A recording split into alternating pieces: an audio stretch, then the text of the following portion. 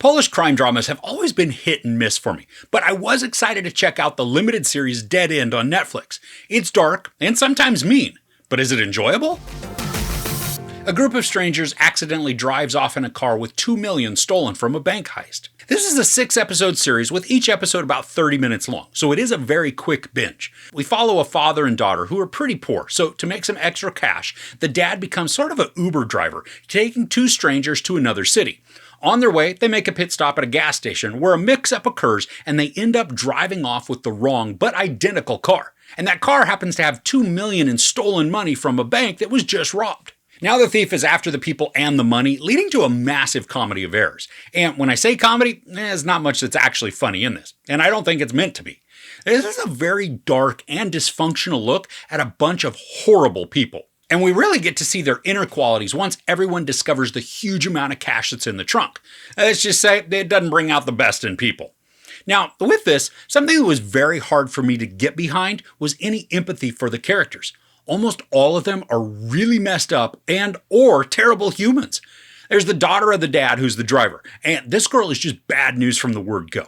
She's manipulative, a compulsive liar, and maybe even a sociopath. I mean, everything that comes out of her mouth just makes situations worse. So if anything came up where she could be placed in danger, I was actually kind of rooting for a negative outcome for her. There's even a point where she appears to maybe have a character shift. But no, she's still terrible. And the actor does a great job of accomplishing this because she has to be subtle in her deceit. She needs to have the charisma to appear innocent and likable, even though she could be the devil incarnate. Now, one of the passengers is a socially stunted dude who has been lying to this woman that he met online and is now going to meet her. He's very mousy and really a wimp. And I'm not talking about physically, but emotionally and mentally, he's whiny and whimpering, which I found to be pretty annoying.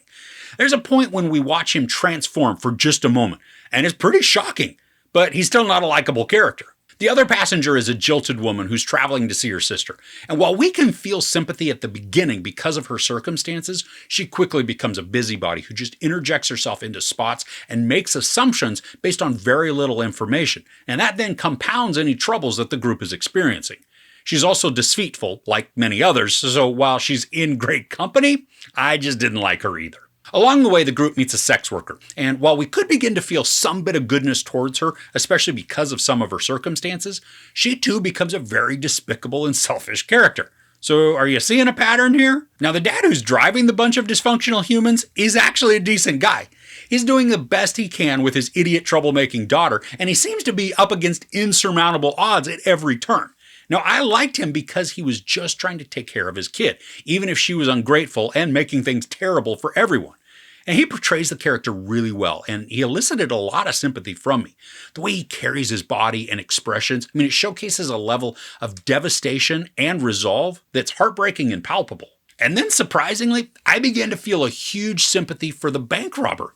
Now sure, he's not a good guy simply because he's a crook and a thief, but as we watch everything play out, it does become easy to feel sorry for the dude because we really get some great insight into his circumstances. And yeah, most are brought about by his own actions, but as the crap starts to hit the fan repeatedly, he's typically on the short end of the stick, and we can see how he just wants to get the money back and go home. Now this turned out to be way more brutal than I expected. While it's not violent all the way through, there are moments of sheer brutality that the camera doesn't shy away from.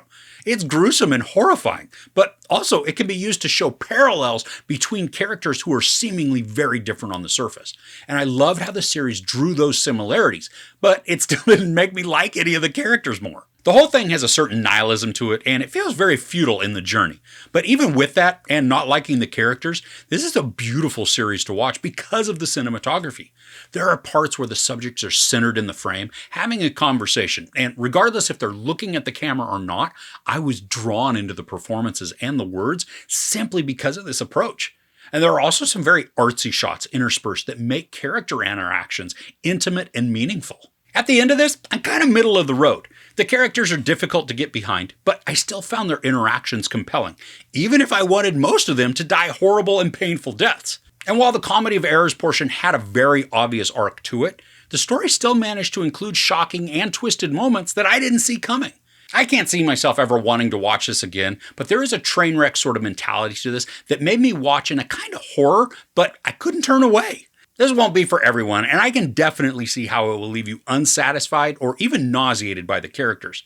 But I did end up having some fun with it, albeit from a very twisted perspective. There's sex, nudity, a ton of profanity, and then some very horrific and gruesome violence. I give Dead End 3 out of 5 couches. So what's a messed up show or movie that you've seen that you enjoy? Let me know in the comments below.